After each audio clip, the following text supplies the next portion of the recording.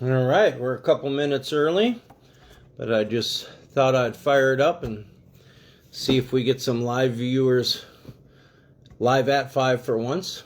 Probably not yet, but I just thought I would. I'm setting up a little bit differently today.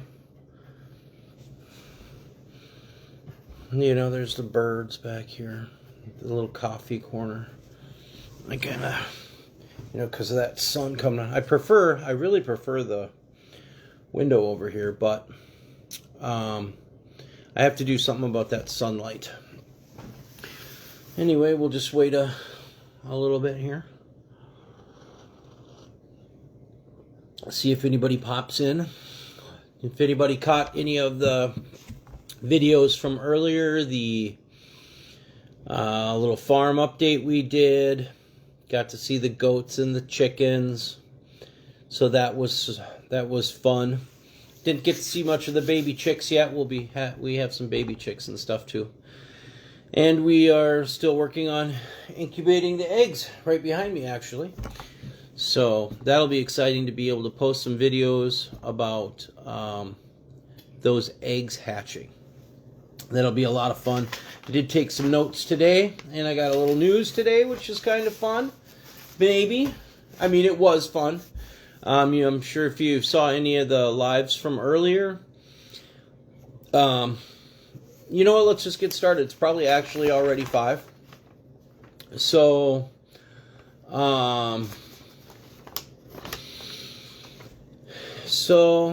yeah. I don't think I'm going to follow my notes. I'm just going to start out by talking a little bit first, and then we'll follow the notes. But yeah, so, or maybe we should go in order.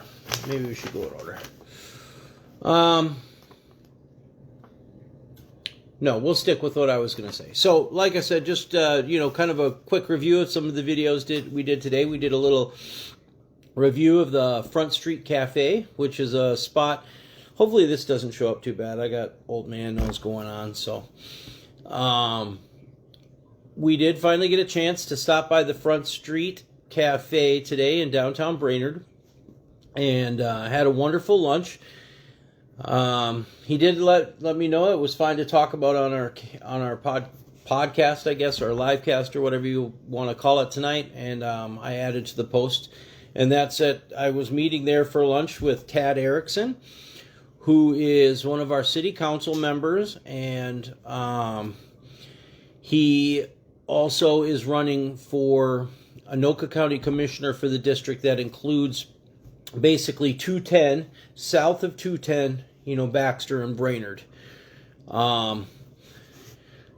So that's pretty exciting.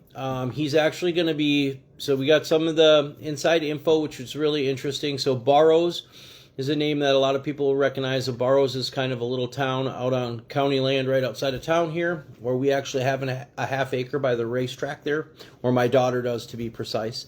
But in the family. She's actually there with my wonderful grandkids right now, which is really what it's all about. So that's awesome. I'm really happy to hear that. She just called me and said she was heading over there to do some stuff. So, anyway, Tad is running to basically replace Barrows. Barrows is not running anymore. He's the longtime holder of that seat. He has endorsed somebody else, or not. I don't know if he's endorsed somebody else, but he said there is another person kind of running, and I think he said it was Jennifer Tibbetts or something like that. I don't know actually if Barrows has endorsed her. But that's really irrelevant because, with our help and support, hopefully Tad will win. And he came within 150 votes, actually, of beating Barrows, apparently, last time for that seat. So that's pretty darn close out of 13,000 plus votes to get that close. And I think this time with Barrows retiring and it being between him and somebody new and getting that much support last time, it should be easy to get him over the finish line this time. And we really hope here at Norseman News, or the Norseman clan, to be a part of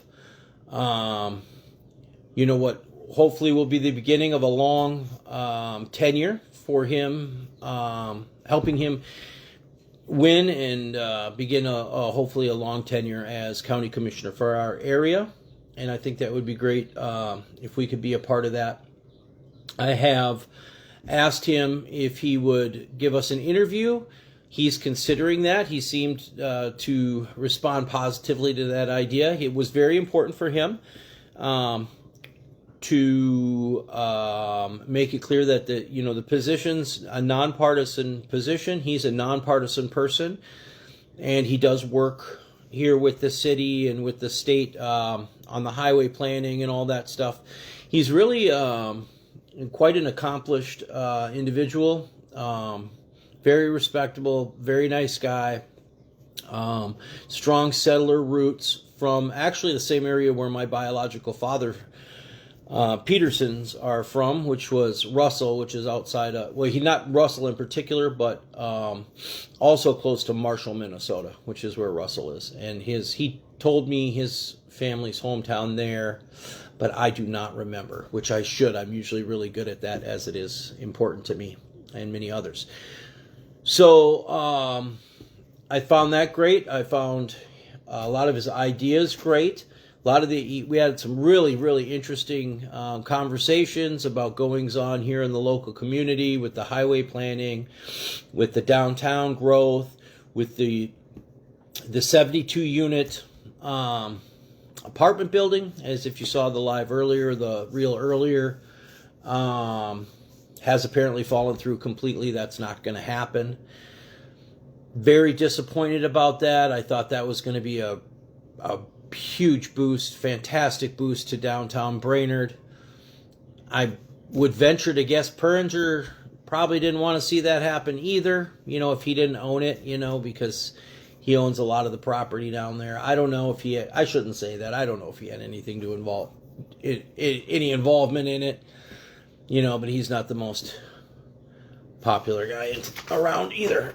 So I suppose I shouldn't be digging into that can of worms. Anyway, so really enjoyed that meeting with Tad. Really hope to get that interview.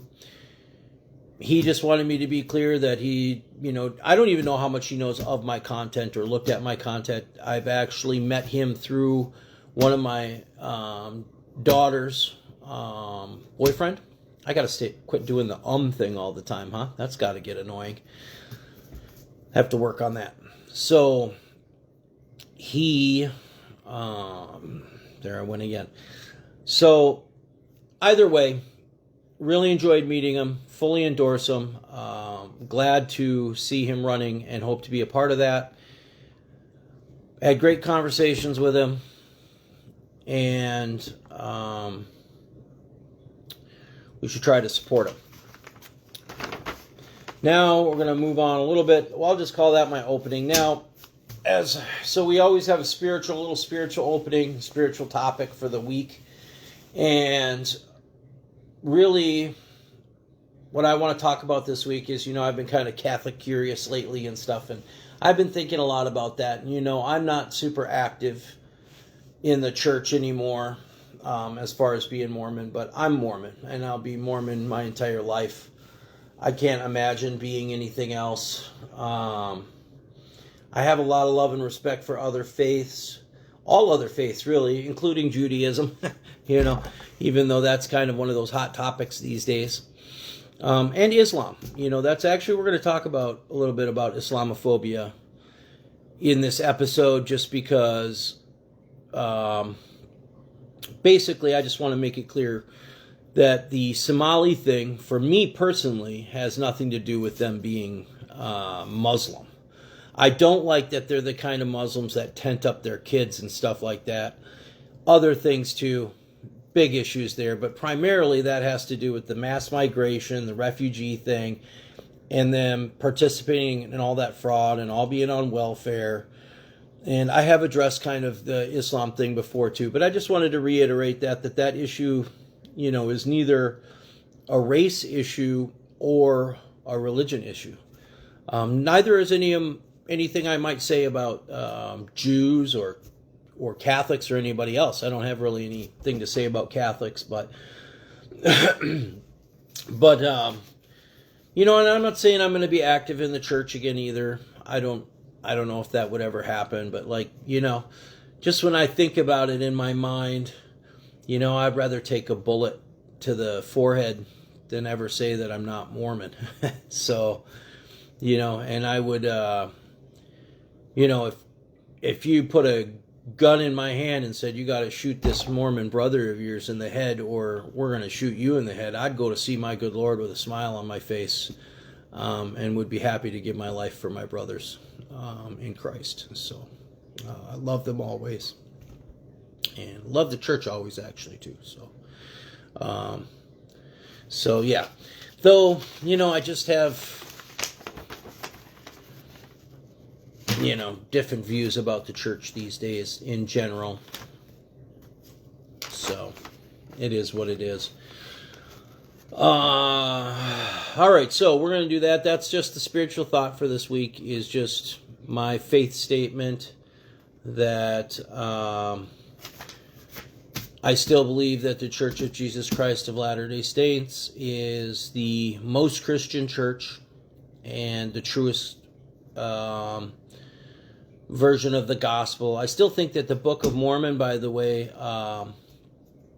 I know this will sound weird. I mean, not to replace the Bible at all, you know, and I know like some people kind of, you know, especially evangelicals, you know, there's like this worship of the Bible itself.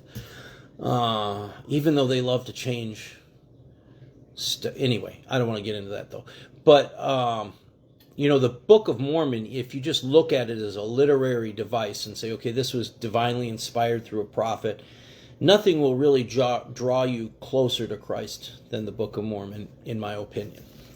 So I just wanted to make that clear, because it was just important to me to make that clear. Though I'm not going to be starting to being preachy about anything like that, and I'm not like about to be active in the church again or give up my coffee, because I don't think the soda was good for my guts anyway, and I don't know if the coffee is either. But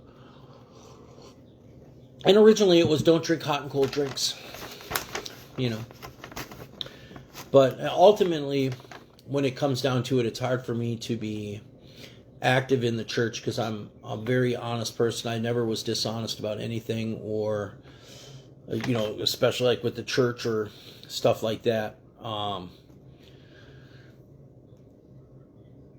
And, you know, I just don't have a testimony of the leadership of the church. And that's just the truth. So I do have really good feelings about President Uchtdorf still. So, but I'm fond of Germans too. So go figure, right? Anyway, so let's go back over. We got to do our weekly narrative reminder. This was one of the things too. I think Tad was a little taken aback when I kind of. He had to go too, though. He was running behind getting out of there. We really had a good time and spent a long time there. So he had to get out of there. But, you know, don't forget the narrative that if you looked at this from 10,000 foot historically, okay, we are being robbed blind and invaded, right? When these taxes are at this insane level. And they're, by the way, you know, again, with this equity tax, so basically you just have a small group of people in the city who are primarily outsider Democrats, by the way. They're not DFL. This has to end the concept. When I see them stand up and say Amy Klobuchar is DFL, Amy Klobuchar is not DFL. There's no DFL right now currently in Minnesota. There's no Democrat, Farm, and Labor. That's not what the Democrat Party is representing in Minnesota right now. It's a coasty, woke, Marxist, racist, invasion, and takeover. That's what's happening right now. They're robbing everybody, because when you tax everybody excessively, you know, and we talked about that today too. You know, Ellison going out and finding. I think it's funny that the Somalis a lot of these businesses are being raided down in the cities today too, because while they were during COVID, while they were subsidizing other communities, they were fining $25,000 and attacking rural and traditional Minnesota, rural businesses and traditional Minnesota family businesses. While, Walmart and McDonald's were just, rolling in the doskies. And they were subsidizing all these other groups, That is real, actual racism. That's real racism. They're stealing from one group, giving it to the other. And more to the point, it's like they imported all these people into this small geographic area to give them the political voting power to essentially conquer the entire state. Then they can levy whatever taxes upon the state they want, take all that money, and then they're subsidizing other people for the votes. So we need to just weekly, until the election, we need to have this meeting to remind ourselves of the true narrative of what's going on here.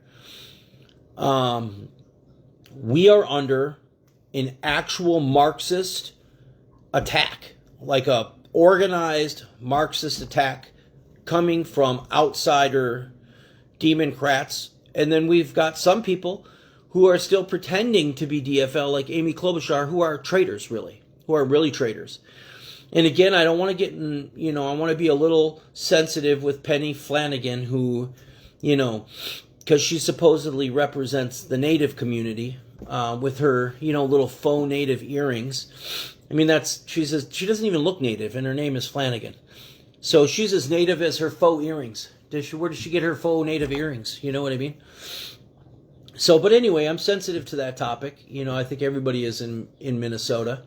But either way, she's behaving like a Marxist. She's spreading Marxist propaganda. So are some of these Hmong leaders now, too. They're jumping on the Marxist racist bandwagon, like this Michelle Herr, like we talked about last week. It's an absolute disgrace what's going on. And we cannot... I know a lot of you are probably watch the TV, and you're getting a narrative there. They have a narrative control. That's their main thing. And so that narrative might be shocking to some, but that's the reality. You got to stop and think about it. That's what's actually happening. Doesn't matter if you like it. Doesn't matter what you think, It's what is happening. If you know that if you look at it historically and from 10,000 feet, that is exactly what's happening. Essentially, a mercenary political force has been brought in. We're all being robbed to subsidize them, which is also essentially raising all the living costs. So, essentially driving people further out. And whether you want to call it replacement theory or whatever, first of all, it's not a theory, it's happening. And second of all, it doesn't mean we all have to be replaced over the whole state. They only need to bring those people in like they've done into certain urban centers. And then they're attracting, I don't know how they're attracting, if they're somehow like organizing this huge move of these liberal people here. I guess just like conservative people are fleeing here and moving to places like Idaho and Texas and whatnot, which again, if everybody just leaves, then we're leaving it over to the commies, and you're just disgracing your ancestors and your settler forefathers who settled this land for you, and then you're just going to leave it to a bunch of commies who aren't even from here. It's not like you're leaving it to other... obviously this is a very liberal state, and there's some of these people who are settler families and things like that are obviously voting for some of this. But that shouldn't be happening, right? I personally don't see how any settler family, any Hmong, really any settler Black American family or individual, or any of those, the blacks that have come here from, say, Louisiana and Chicago, that, were, essentially brought in with open arms, and everything that's gone on. I just can't see how any of us could be voting Democrat right now. We've talked about that. Again, you don't have to vote Republican, but we just can't be voting Democrat this cycle. If you're doing something else nationally, whatever, but on the state level, state and below in Minnesota, we cannot reelect, we shouldn't reelect a single Democrat. I mean, they have to really get the message that we don't want to be robbed blind. We don't want to be taxed out of existence. We don't want all our utilities and public services stressed to the max and costing us a fortune. We don't want mass migration of large groups that don't fit with us into the area with period, just period. That all these so-called illegals, they're actually, by the way, just so everybody understands, they don't use the word undocumented anymore. They keep saying illegal. But what really happened is they opened the border and they brought all these people in, and as they came in, they registered them all. You notice they say, oh, we're taking out this criminal, that criminal, we're doing this, we're doing that. These people are all identified in some way. They're refugees. They were all refugees brought in from South America and Somalia and the Middle East and Ukraine, I'm sure. And we met people from Ukraine when we lived in the cities and stuff like that. So, and Bosnians from back in the day. But all those people were flooded in here and then subsidized with no care for the people that were already here. It was done strictly. Look, I shouldn't even speculate what it's being done for. I'm telling you that the on-the-ground result is that the entire state is being robbed to pay for a huge mass migration into a small geographical area to secure the political control over the entire state, and the entire apparatus is grafting it along the way. And that just cannot be allowed to happen, right? And again, the Somalis should not be treated poorly. They should all get a shipping container for each individual that they can fill. People should donate stuff so that they can fill their containers. And then they need to go home. They just all need to go home. The South Americans too, maybe you could set up some kind of donation thing for them too. They're not all getting a shipping container or whatever, blah, blah, blah. The Somalis, just because they brought them from so far away under false pretenses, they've told some of them that they're, that they belong here now. Some of them have been here for a while. So it's a little bit different. And then the rest that just flooded in over the last couple of years just have to go. They just have to take them all and send them home. Say that's, we've reconquered Venezuela, go home. Ecuador, Guatemala, whatever, and send them home. So, yeah, I just wanted to go over that again, that, I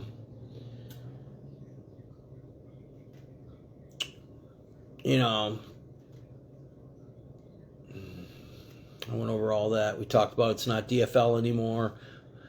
Yeah, so now let's go over some of the other stuff, right? Like I said, we already kind of went over the Islamophobia thing. But again, dude, I do want to address that because, and I know this will not make me popular in the area. Everybody here basically hates Muslims. We've been at war with them for 25 years or whatever. So people just have animosity, I think, towards that didn't exist before 9/11, by the way. And it's irrational. Like, Islam's not taking over America. Again, we've talked about this before, but especially not Minnesota. I mean, people don't even want to be Christian here. You think they're going to be Muslim? I mean, it's just not realistic. So that's not a real thing. And, the whole terrorism thing is not a real thing either. That's not a real thing. That said, it doesn't matter. They still need to go home. they still need to leave. It's not because they're black. We have blacks here that belong here. It's not because they're Muslim, because Islam is not really a threat, right? It's the whole combination of the situation is what it is. And it's about the mass migration. It's about these Marxists trying to force that upon us. They are forcing a situation where, and we're at that point. We're at this point right now where it's, we're either stopping them in some way or capitulating. It's over, right? So that's it. And those are the only two choices. So, and who knows which way it's going to go, but that's the thing. And now you have this HR 5077. We've talked about the flag. We've talked about them now wanting to tax the equity, which is they're literally just going to tax everybody's property, take the money, and give it to other people that they're bringing here to vote against you, to take more of your money while they don't work. It's totally impossible. It's totally unacceptable. It absolutely must be stopped. While they're attacking all the farmers, while they're attacking all the workers, and they're even attacking the businesses. Like, they don't want to support mining. You know, it's all this environmentalist stuff, blah, blah, blah. Minnesota, this is also may or may not be a popular subject. Actually, I don't want to jump ahead. 5077, they now want to pass a bill that will take state funding away from any municipality refusing to fly their new flag. So, as many of you may know, many people across this state are well aware of what they're doing, what that flag represents, that it's clearly a Marxist flag, that it's clearly racist, that it was clearly an unethical, unacceptable process, that Waltz and his junta, these outsider, commie, Marxist scumbag, thieving, frauding, treasonous, insurrectionists, by the way, real insurrectionists, not like your J6 fake insurrectionists, real insurrectionists, okay? These people know understand what's going on. So a lot of municipalities are kind of rising up, and they're saying, no, we're going to fly the old flag. We are not going to disrespect our settler heritage. We are not going to disrespect the people who built this land for us. We are not going to piss it all away. We are not going to just pretend that a whole mass of people can show up here and be here for 5 minutes and then claim the whole thing is theirs and they built it and put up a new flag and just the whole thing. It's I don't know. We've talked about it, so let's not just go on and on and on again about it. But the flag is almost the whole thing is wrapped up in that flag.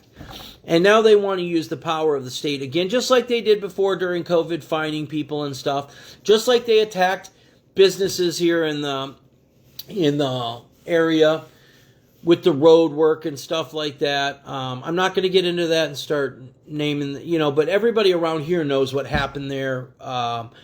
And I did talk to Tad about that. I don't know how much about that I can say publicly, but not that he gave me any insider info or something, but he just knew more about it.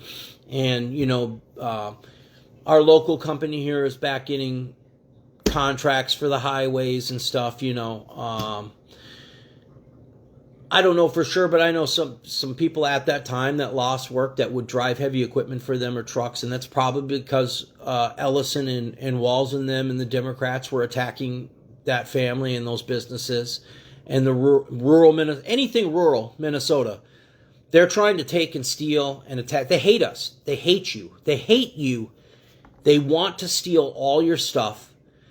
They're ravenous. If you look at how they are on the TV when they talk, these people are ravenous. They have it in their mind. It's some kind of thing. It's just like the thing with the cows. Just to go back to that kind of the whole the Catholic demon thing. It's like a demon. It's really like a demon that possesses them. And they hate the cows, and they hate farmers, they hate rural people. And it's not even a race thing when it comes to that Marxist thing. Like if you look at the history of the Khmer Rouge, that was Asian on Asian violence. You know what I mean? Just like here, when it happens, it's going to be not mostly. There's going to be a large portion of the Marxist side that's white on white violence. You know what I mean?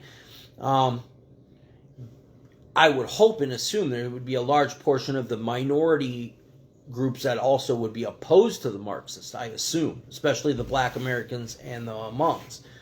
So, and I can't understand why natives would side with Marxists. The Marxists are not going to honor your property rights. You want to talk about how the settlers didn't honor the treaties.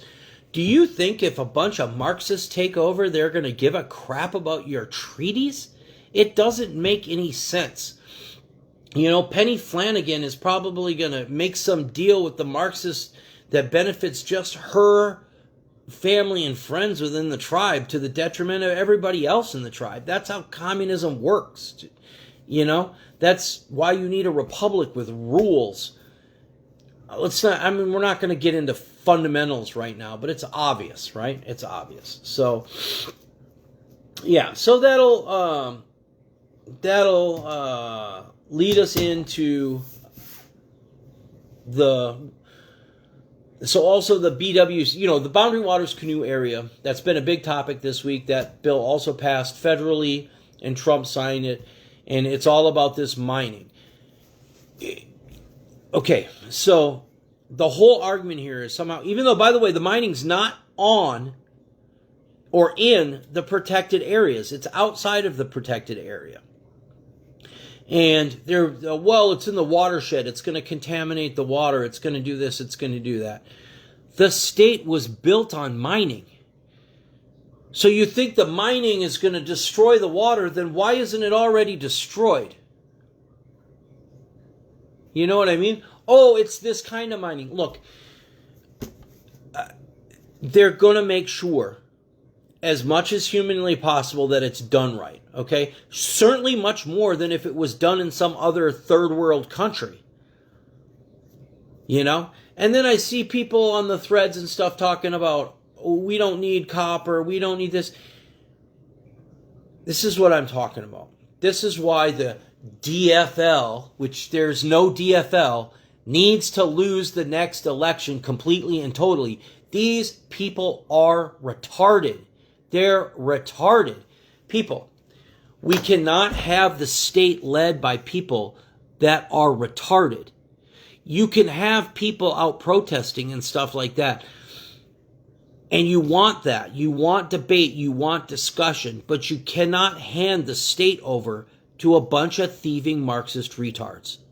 Okay? And that's what you've done. That's what you've done. And embarrassed us all in the process. Made fools out of all of us in the process. In front of the whole country. And partially in front of the whole world. Like I talked about last week. We need to start assigning some shame. It's time for, just like, honestly, again, on the national level with Trump and stuff, and I'm not going to, look, there was no other choice. There is no, it's such a rock and a hard place, the whole thing. But obviously, Epstein, genocide, and war in the Middle East again. I think pretty much everybody on my side is ashamed of that. People, we have shame about it. Those of us who, there's a neocon faction of the Republican Party that's probably all about it.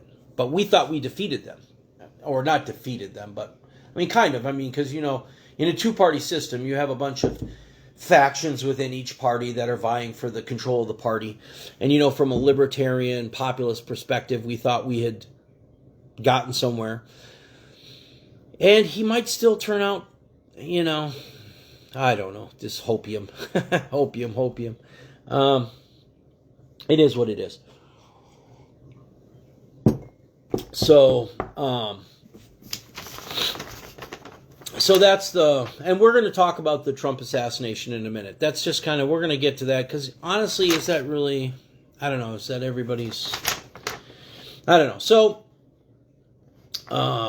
yeah, that's our narrative reminder. Kind of did the local news from the beginning. Faith statement. We have the meeting with Tad, which was great again, and I really appreciate the chance to do that interview. I think my audience would appreciate it. Also, by the way, really weird things going on with my Facebook over the last week or two, but especially this last recently. And then I put like comments under my posts and things like that, and like sometimes they won't show up. The post won't even show up. The comments disappear. Every time I post something to Reels, it reposts it with no sound on my feed, and then I got to delete it away.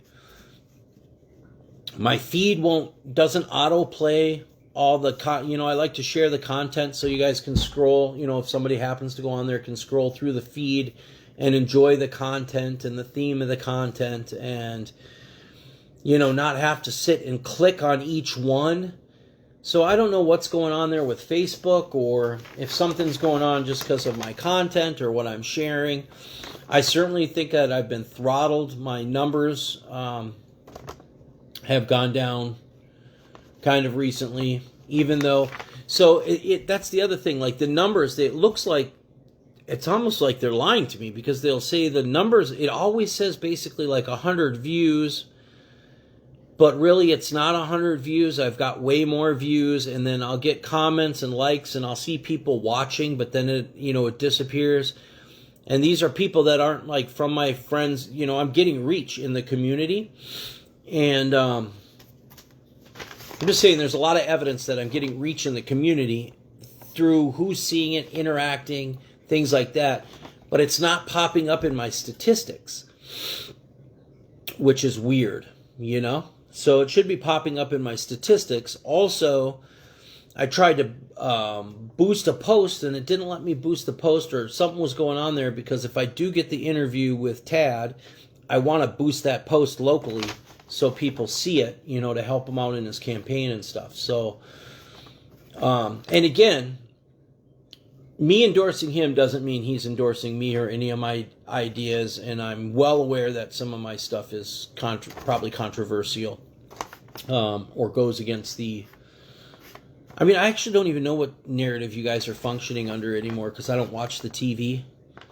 I don't know why anybody would watch the TV or be like trapped in that Fox News universe or CNN News universe anymore. Is anybody even still doing that other than some boomers? I don't know. But I'm sure people still are.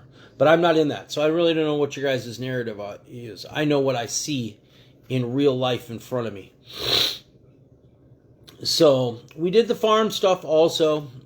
If you got to just go back and look at the farm videos. Everything's doing great. Eggs are coming by the dozen. Gemma and Carter are going to start selling eggs, farm fresh eggs or whatever, so check them out.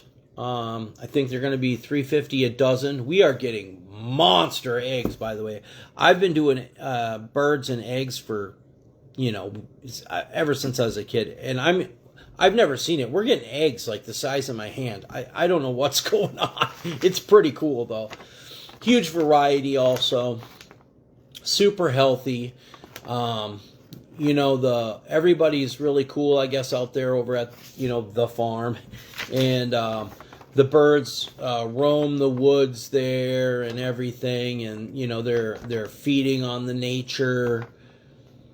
Those are just the healthiest eggs in the world, probably. You know what I mean? They're the best eggs in the world. So check those out if you get a chance. Go on, you know what would be really helpful if you happen to see this, and I'm going to actually probably even put this in the comments, what might help me get the interview, just because I think that would be great content for my feed.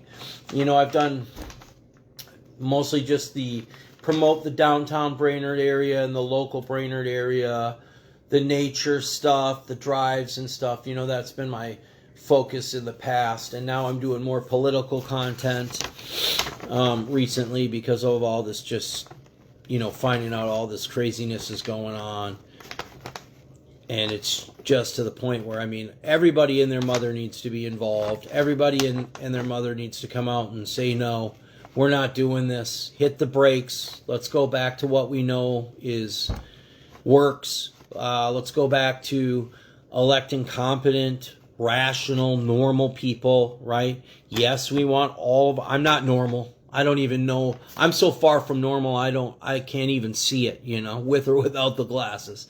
So, but what I do know is I want my state run by normal, productive, successful people that know the difference between a man and a woman, are not just everything's race, race, race.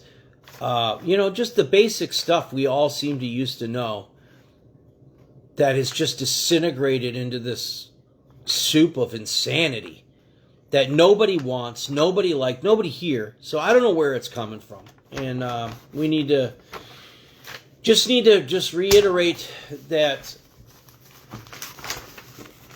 I know it's uncomfortable, but you have to accept that this is literally a Khmer Rouge-style Marxist takeover of the state of Minnesota by an outsider faction of the Democrat Party with a mercenary political force of mass migration.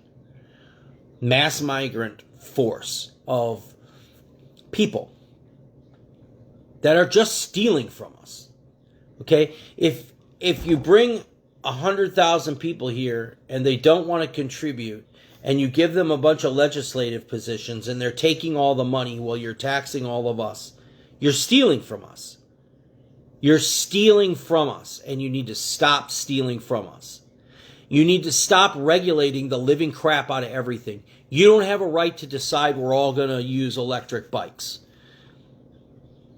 You just don't have that right. You're not taking away the gasoline engine. You're not taking away motorized snowmobiles and scooters and skateboards and bicycles and anything else. The electric stuff's cool. People who want it will buy it. I like electric stuff. I think it's cool. Me and my wife want a pair of those little scooters we can go scooting around on the Paul Bunyan Trail with. It would be fun. It's a nice couple thing to do. Okay? That would be easier than pedal bikes. Does that mean that I want to regulate away four-wheelers because I don't have a four-wheeler? Because that's absurd. Oh, look at this. Right in the middle of my live cast. It's actually every week as if they plan it this way. Let me go open the door. And this is the reason we do it all anyway, is my grandbabies. So have we forgotten that I'm doing my live cast? Oh, I thought that was old. It's not. Come here, buddy. Bjorn can come here anytime he wants, night or day, left or right, up or down. Hey, girl. So, little buddy, you want to come say hi to the audience? I can't. I have to. Little buddy, come here. Come here a second. I'm live casting here. This is my weekly podcast that nobody watches. Come over here. Spaghetti face. This is my little buddy. This is what it's all about right here. Him and Leifsky, but Sarah doesn't bring Leifsky over, so. But we won't talk about that, huh? Did you see Leifsky today? Yes. Yeah, did you guys play? Huh? Yes. Yeah. That's his cousin, Leifsky. Sarah's little guy, Leif. This is Bjorn, and my other little grandson is Leif. And my sister. And we have a wonderful little granddaughter named Ariel, who's the firstborn angel of our life. Right? And I did want to talk about, too, Tad. I have seen this before online, but Tad actually orders it and reads it, and it's called The Epic Times. So he brought me a copy, which was really cool. He wants it back, but he let me check it out so I could see if I want to order it. Found it super interesting, and it was awesome because it came up. We were talking about, our long-term plans about the milkmaid's braids and the white asparagus, and it just so happens that there was a whole article in here about asparagus, and you'll be kind of blown away. But it's in the back in the garage. It's set there. I've got the bag that goes with it, the chain oil. There's also a fuel can there and a little mix that you got to put in it. In the garage. Yep, just lift the garage door. It's not locked. Okay. Everything's there. There's also an axe if you want it and a machete. Okay, thank Okay? Dad. Love you. You bet. So, just lending out my chainsaw. Boom. What's that? Eventually, the Norseman clan will be well known in the Brainerd Lakes area for German-style white asparagus and milkmaid's braids, which is, I call Salzkäse, which is a kind of braided mozzarella in brine. So, if you've all, anybody who knows me knows that I want a small herd of about a dozen mini jerseys to milk, and then they'll have babies and stuff. So maybe the total will be, in a bull, maybe two, but we wouldn't have more than like, say, 20, 25 cows, and we just do small batches of what I'm going to call milkmaid's braids, and they'll be individually wrapped and blah, blah, blah. Anyway, the church and the plan for the nativity play and all that has set my farm plans back a little bit. So, well, we're still kind of working on it, as you know, with the farm. We're gaining experience and doing fun things and contributing and learning and creating food for the family and practicing or working on self-sufficiency and just all the things that that have been part of the whole thing for the last dozen years or so. But anyway, I just thought that was great. I wanted to also extra thank Tad for bringing this for me to check out, and was just really thought it was really cool that it just happened to have an article about my white asparagus in there. So this is the April 1st through 7th issue of the Epic Times Mind and Body section, if you want to check that out at some time. So I will be checking that out. I'll be reading that and loving it. Here's a cool picture, Life and Tradition. Look at this cool religious picture here. So really cool stuff. Both me and Tad had the biscuits and gravy at the Front Street Cafe. Fantastic. I love biscuits and gravy. And Celia and Gemma both had the chicken and dumpling soup, which they also really loved. Celia told me extra. She was quite impressed.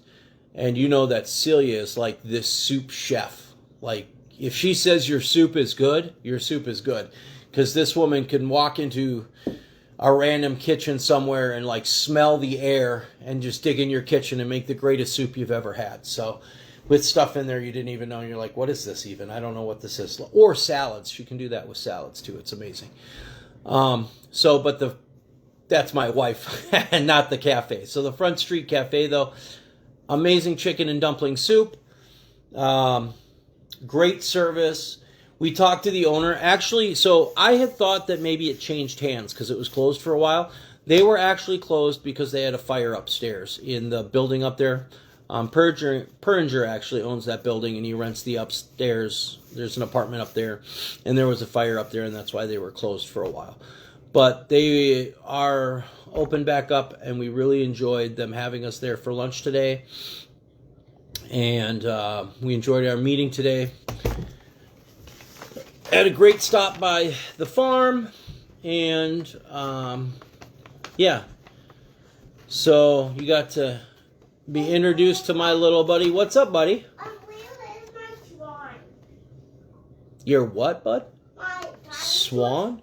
My dinosaur swan, the egg. Oh, it's in the hutch over there by the plants. In the living room by the plants. It's in the hutch there. I set everything up there. But I couldn't find your Bigfoot or your car that you supposedly left here yesterday, your mom said. Right up there. Go look up there. I'm going to wrap this up and then I'll be there to help you, okay? So, yeah, this is episode... Oh, no, we still have to talk about the Trump assassination. So we've got one more thing to talk about before we wrap it up here.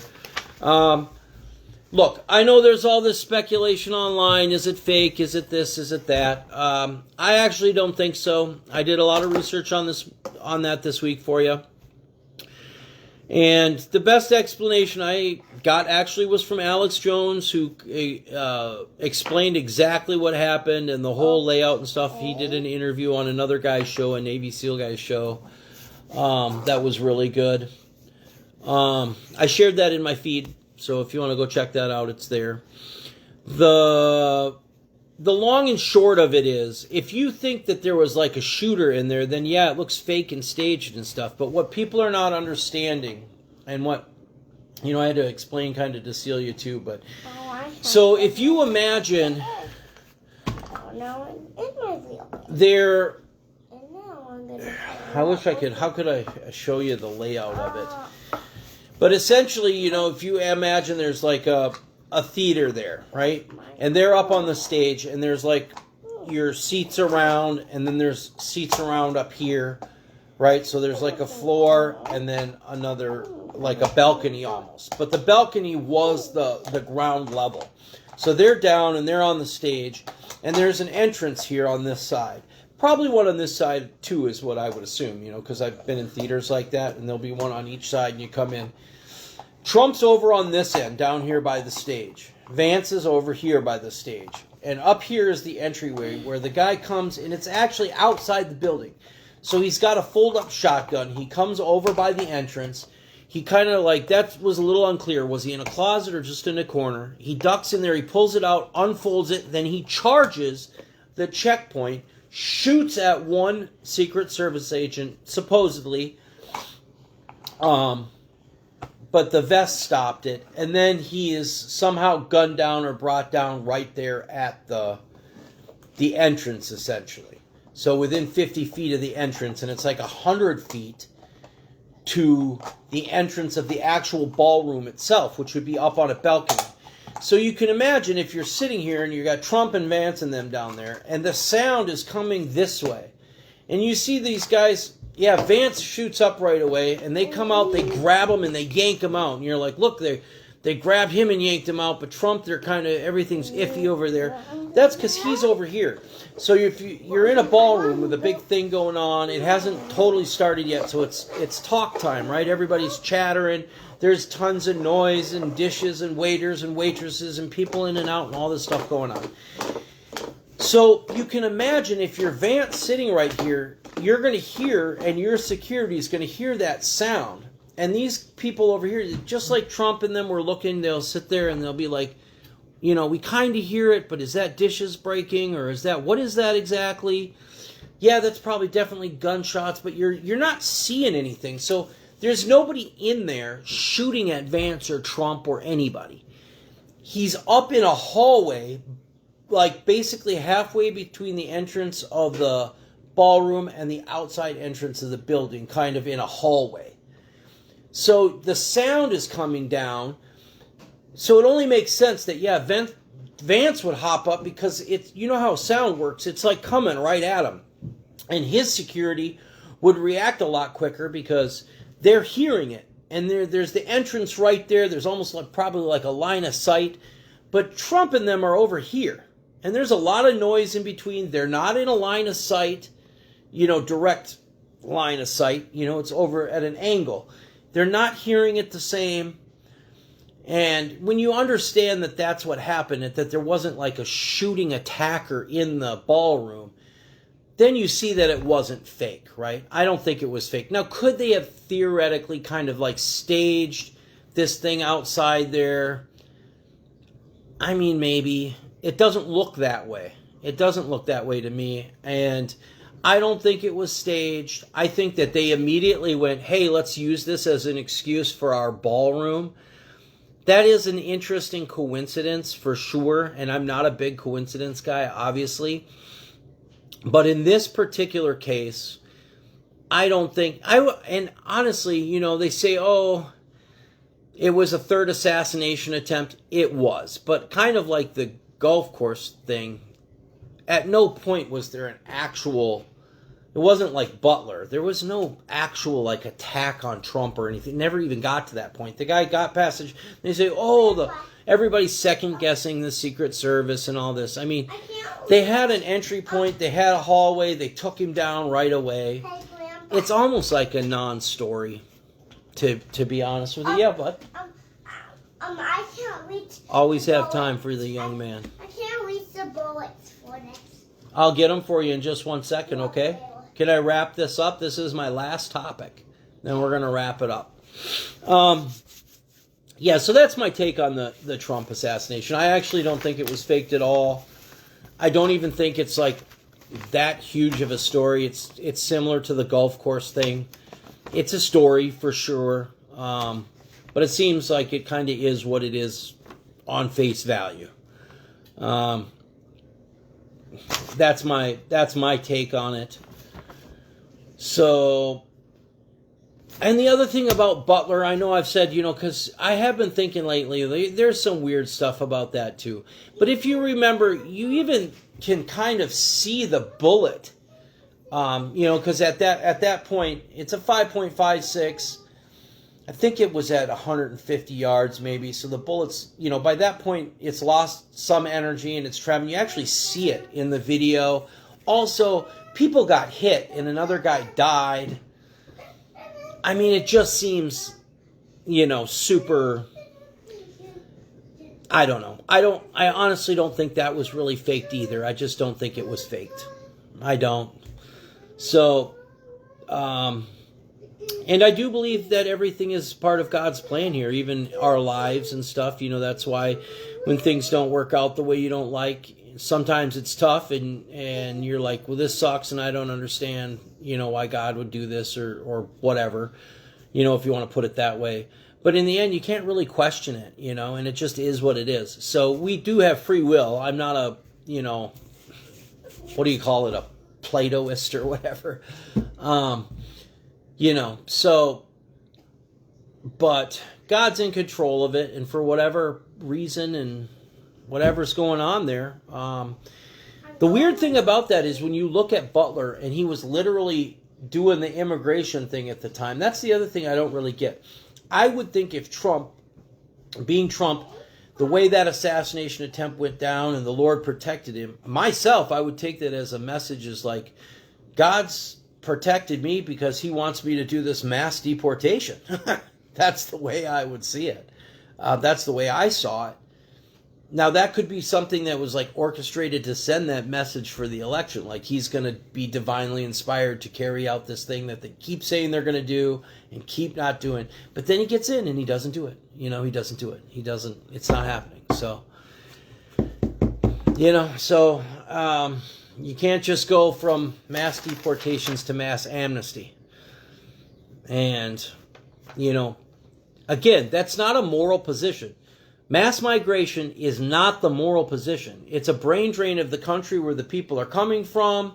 It's, if you really care about those people, the second people start pouring out by the thousands from a country, send the 82nd Airborne in there to just smash heads and take control and say, no, you're not doing this. If people are fleeing your country, you're out.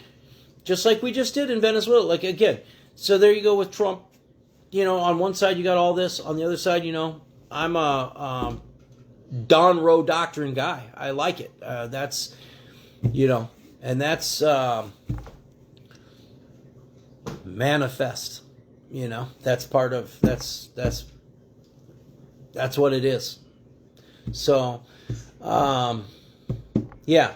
The other thing is, it's kind of funny that the king is visiting. And he just got this big standing ovation and stuff. And that's their real pope, right? The Masons' pope is essentially the king. Same with the Anglicans. That's their king. Or their pope is the king. Is the leader of their faith. And he's here and gets a standing ovation from the people who just had a No Kings rally. I just thought that was funny. So think about that for the week. The No Kings rally people are giving the king a standing ovation. Really something. And we've talked about that too. There's no love lost between me and the Royals either. I don't have no love for them, but again, we have the trust fund system, we have property rights. It's been standing for 1,000 years. We've had all these discussions on my channel before. So the last thing I wanted to add is, why do they keep, they brought up Luigi Mangione again with this stuff. I don't know, he's not lumped in with political assassinations. That was something totally different. So I don't see him as part of this discussion. And also, go watch that 60 Minutes interview with Trump. It was really good. It was really interesting. I thought it was well worth the watch. I watched the whole interview, and I thought it was really good. So that's the other thing. Why would he wanted to, so it's staged, but then the guy's going to have a manifesto where he's calling Trump a rapist and talking about Epstein and stuff. Trump looked really mad about that, by the way. I just don't think it was staged. I think that some of that stuff, I think they take that and just, put ridiculous things out there. So, yeah, I think we covered everything. I hope you guys enjoyed the farm update this week. That's my favorite stuff. I think I kind of got distracted earlier. Like I was saying, if you could, go to Tad Erickson, his page or whatever, and just throw a shout out that you heard about him through the Norseman. And that, I'd like to, again, like I was talking about that earlier, like my statistics seem like they're not matching what's happening. So that would kind of give me an idea of what kind of reach I've got too. And let him know if I'm reaching the community enough to make it worth his time to come do an interview with us so that you can all get to know him better. I think he's probably likely going to be our county commissioner for a while, because once he gets in there, if he gets in there, he's probably going to hold it for a while. So, so just reach out, let him know that you saw my show and that you'd be looking forward to seeing an interview with him on my channel. That'd be great. So other than that, y'all have a great week. Stay focused. Don't let them get us distracted from the narrative. As always, just be strong in whatever your faith is. Seek spiritual growth. Try to be self-sufficient and love those grandkids. And build your community, be a part of your community, and be the solution, So we can all complain, or we can be the solution. So get out there, be the solution, and be a productive member of society, and do something awesome if you can. And just being you is probably awesome too. So have a great week. Love you all, and look forward to seeing you next week. And I hope you enjoyed. I tried to do a lot of those shorts again this week, and I hope you enjoyed that. Would appreciate any comments, positive or negative. Negative comments are almost just as good as positive comments. So, if you have, opinions, you want to argue about things, that's great too. It's all about debate and free speech and all that good stuff. So anyway, have a great week. Peace. Love you. Take care. Thanks for joining me.